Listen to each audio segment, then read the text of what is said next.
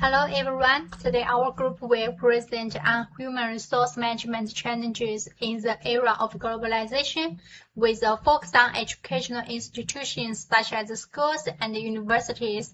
As globalization continues to develop, educational institutions are facing many new human resource management challenges.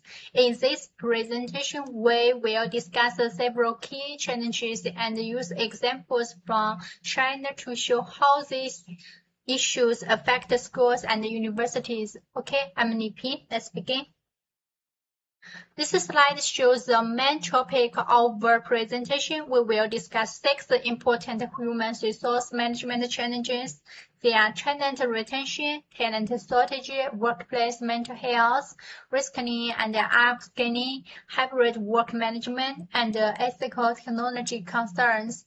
For each challenge, we will explain the issue, discuss its impact, and provide a real example. First, let's look at talent retention. Talent retention means organization's ability to keep skilled and experienced employees for a long time.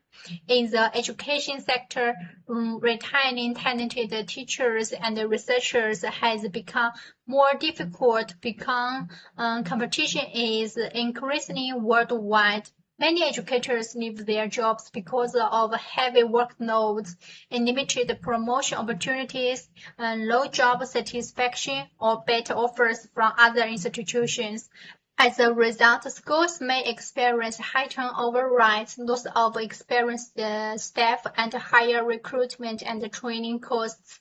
This problem can affect both teaching quality and institutional development. Okay. Look at this, a good example in Tsinghua University in China. Tsinghua faced strong competition in attracting and retaining top researchers, especially in fields such as AI and computer science. Many technology companies offer higher salaries and better research resources than universities. To address these challenges, Tsinghua provides competitive salaries, international research opportunities, and strong funding support. This case shows that even leading universities must continuously provide in their human resource strategies to keep talented employees. Okay, the second challenge is talent shortage. Talent shortage happens when organizations cannot field enough qualified employees to fill important positions. In educational institutions, there is a growing demand for professionals with digital, technological, and international skills. However, the supply of these specialists is often limited. As a result, schools may struggle to recruit quality teachers, especially in emerging disciplines. This can increase workloads for existing staff and slow down the development of new academic programs. Okay, Xi'an Dianzi University provides a good example of this challenge. The university is well known for information technology and electronic engineering. However, it has faced difficulties in recruiting professors in advanced fields such as AI and integrated recruits. Many talented PhD graduates prefer to join technology companies because they offer higher salaries and faster career growth. As a result, university faces stronger competition for talent and may experience slower academic development and reduced research productivity. Okay, the third challenge is workplace and mental health. Workplace mental health refers to employees' emotional and physiological well-being at work. Today, educators face increasing pressure from performance expectations. administrative tasks, technological challenges, and work-life balance issues. These pressures may lead to stress, anxiety, burnout, and reduction in motivation. When employees experience mental health problems, institutions may see lower productivity, higher absenteeism, and increased turnover intentions. Therefore, supporting employee well-being has become an important human resource responsibility. Okay, let's look at an example can be seen in Beijing Normal University affiliated experimental school. Teachers in many top secondary schools face strong pressure from student examination results, parental expectations, and educational reforms. They often need to adapt to new teaching methods while handling additional administrative work. These responsibilities can create significant stress and burnout. From a human resource management perspective, schools should provide mental health support, reduce unnecessary workload, and create a healthier working environment for teachers. This can improve both teacher well-being and teaching quality. Okay, next part is my partner, Winnie. Okay, everyone, I will continue our presentation. This is about reskilling and upskilling. As you know, currently, as the technological waves like AI sweeps through the education sector, old skills become obsolete. Upskilling means enhancing current skills to keep up with evolving roles, while reskilling involves training staff for entirely new job demands. According to recent 2026 data from BCG, a staggering 72% of respondents recognize that their recurrent job skills have fundamentally changed due to AI integration. Yet look at the contrast. Only 36% report receiving sufficient training to handle these shifts. This creates a massive skills chasm. To bridge this, HR needs a clear roadmap. First, we must align training programs with the institution's long-term digital goals. Second, we must leverage a stable, scalable, on-demand digital learning platform to allow flexible, self-paced upskilling. Let's look at two successful models of this roadmap. At the macro level, Beijing Normal University runs a massive national teacher training program that explicitly targets digital teaching tools, blended learning, and educational psychology, helping in-service teachers nationwide adapt to modern classrooms. On the corporate ID tech side, platforms like VIPKit utilize AI itself to train teachers.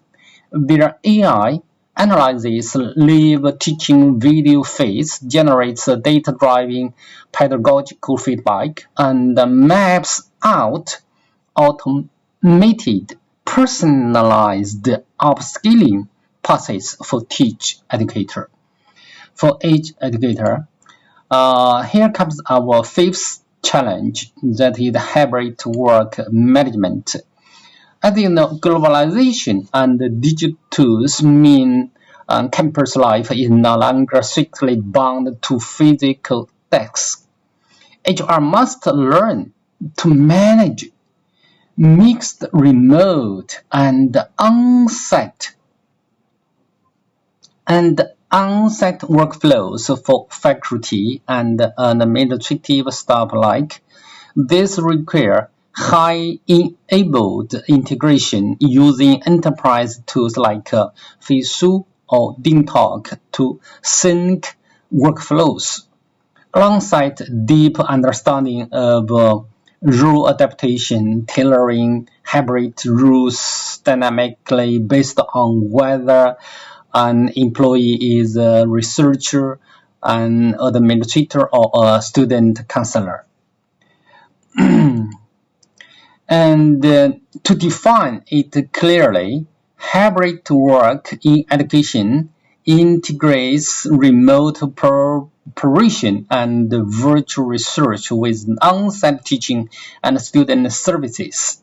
However, HR faces real challenges, maintaining team cohesion across scattered teams, ensuring equity and fairness in promotion opportunities, and preventing burnout due to blurred boundaries. The solution, HR must shift performance evaluations from hours at desk to result-based outcomes, and critically reinvest in training managers to lead distributed teams effectively. And we see powerful real-world applications of this in Chinese higher education. Harbin Institute of Technology manages a complex one university, 3 campuses. They designed a campus app allowing faculty to work remotely 1 to 2 days a week for research while requiring on-site presence for co-teaching, reducing commuting friction. Similarly, Shanghai University institutionalized a formal hybrid policy for non-frontline staff with 2 remote days a week. By shifting strictly to result-oriented assessment, they boosted employee work-life balance without dropping a single bit of operational efficiency. This is the 6th challenge, that is ethical tech concerns. So our final pillar explores this, the moral frontier of HR.